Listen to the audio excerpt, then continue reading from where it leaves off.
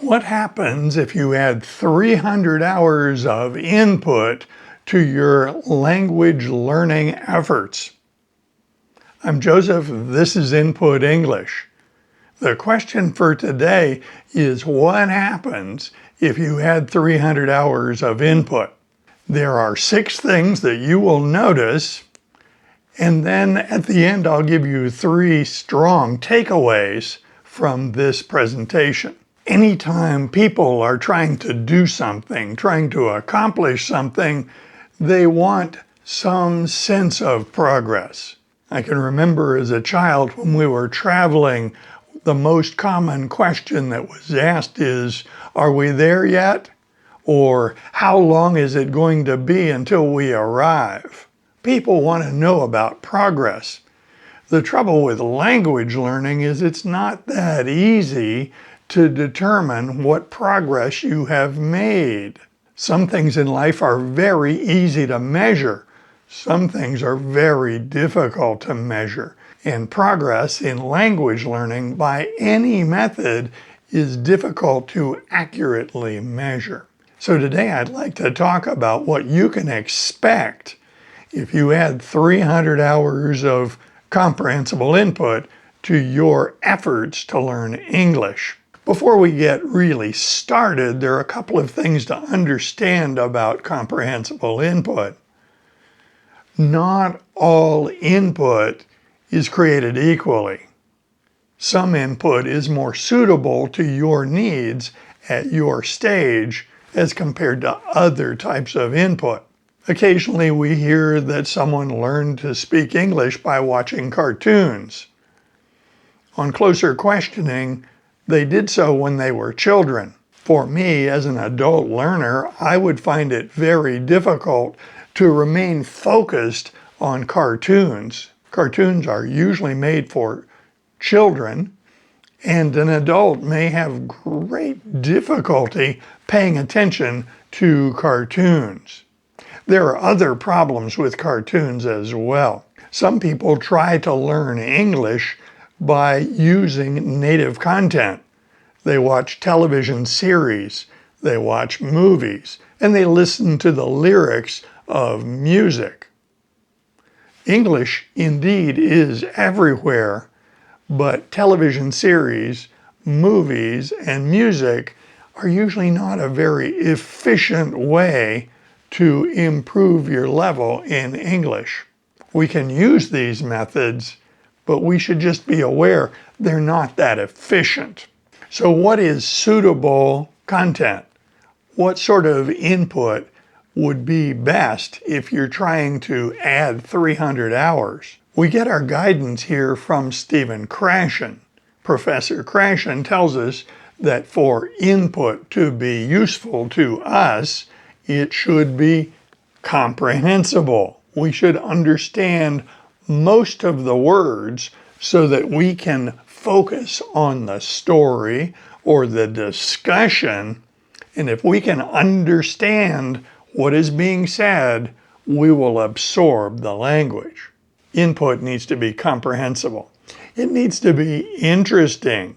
If the input is boring, it's very difficult to maintain one's attention fixed on the input.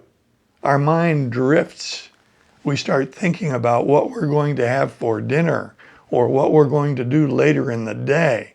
When that happens, when we lose focus on the input, we don't make much progress at all. His third criteria is the input should be compelling.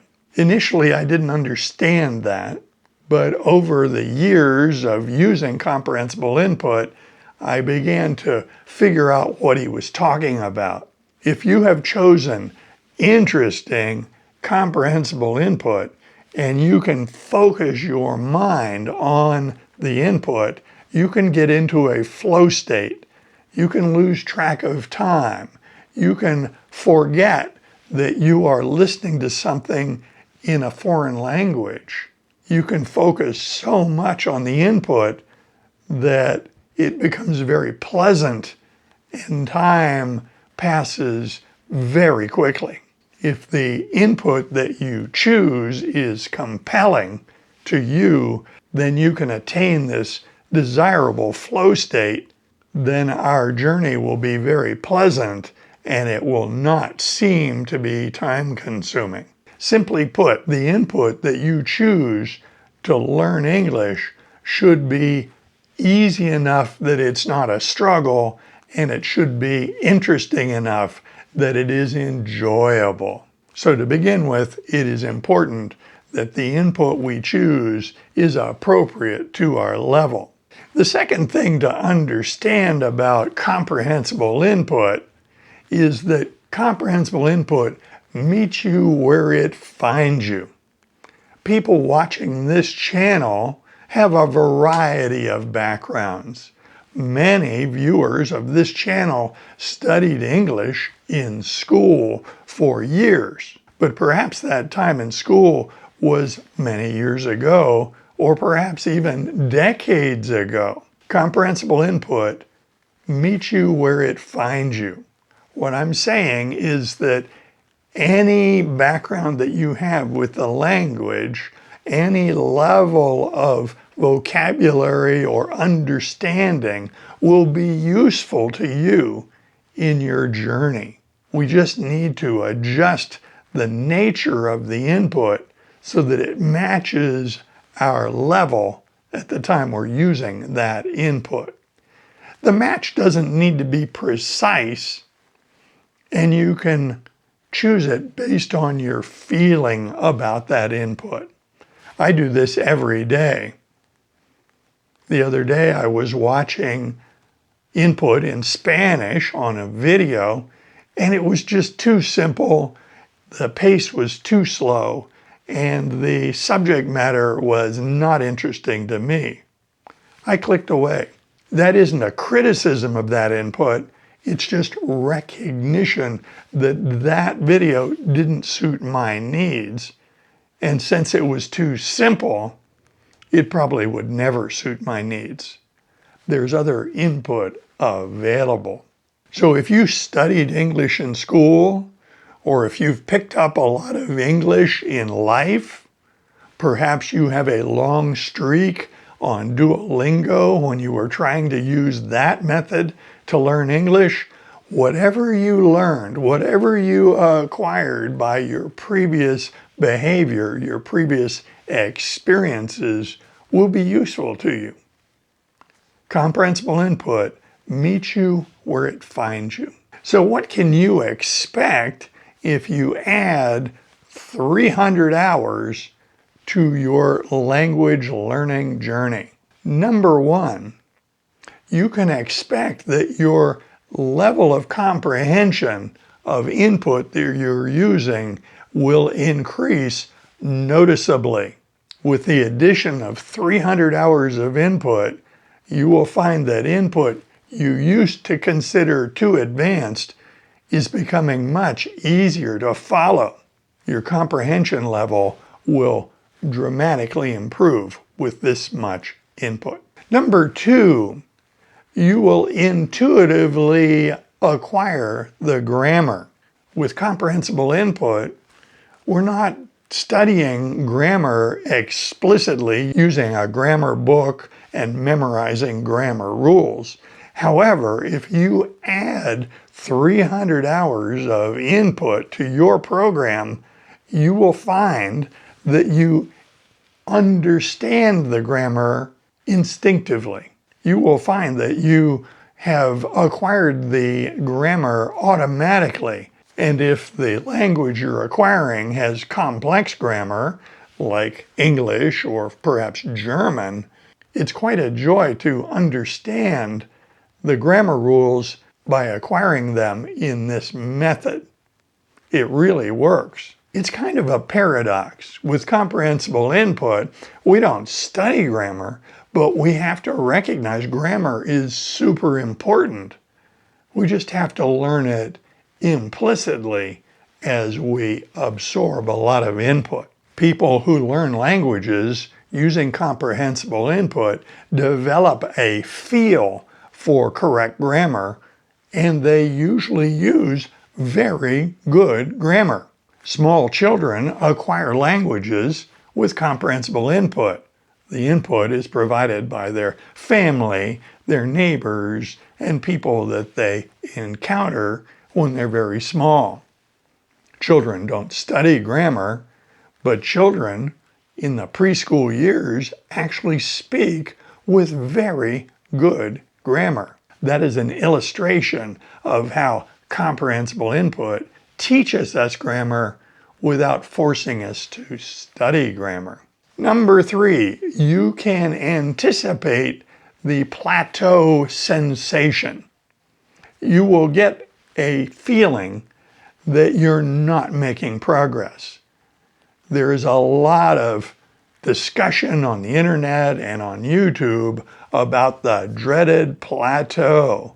I'd like to debunk that. First of all, there is no such thing as a real plateau.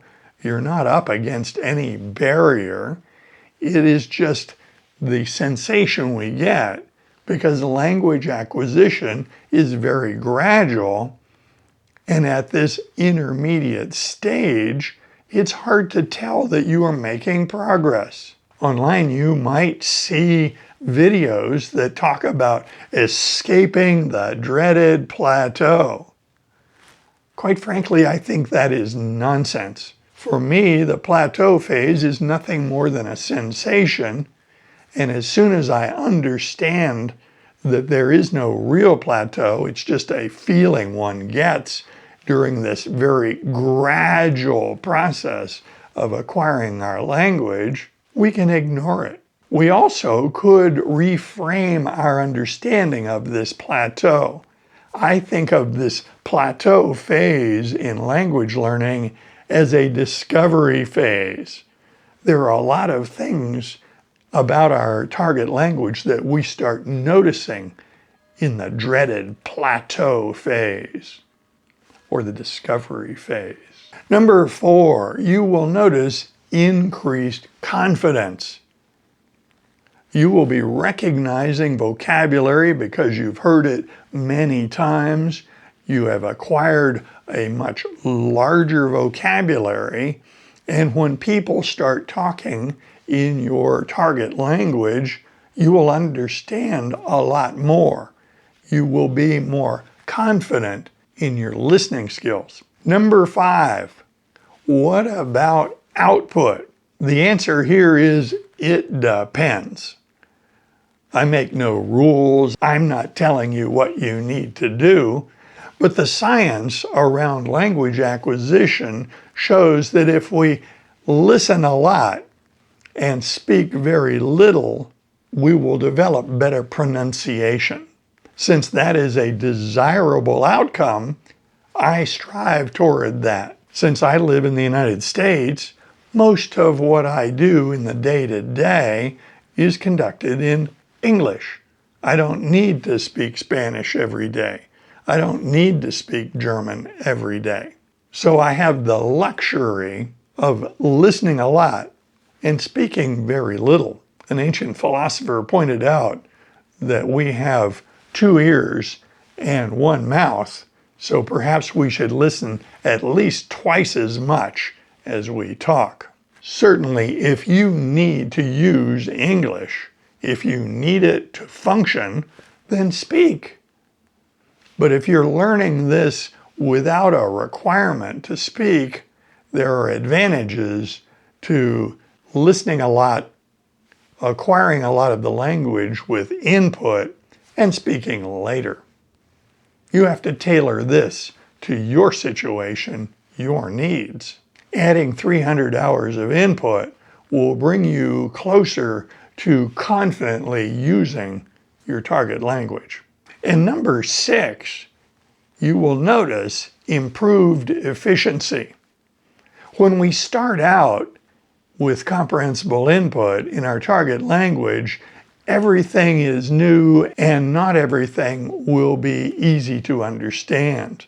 There may be a lot of words you need to look up just to understand what the person is talking about. If you add 300 hours of input to your program, you will notice that you need to look up a lot fewer words. If we are understanding the story, or if we can understand the discussion in the input we've chosen, then a few words that we don't know can gradually be learned in context. Adding 300 hours of input to your program, you will probably notice that you need to look up a lot fewer words. So how do we summarize what we know about this topic of what would happen if you added 300 hours? Well, first of all, 300 hours is a lot of time. 300 hours represents 1 hour a day for 10 months. In my case, with German, it represented 2 hours a day for 5 months. I just completed the addition of 300 hours of comprehensible input in German, and I noticed all 6 of those phenomenon that I described. I noticed that German became a lot more natural for me to understand when I heard it. I noticed that it was common for me to be listening to something in German and forget that it was in German. I was simply following the story.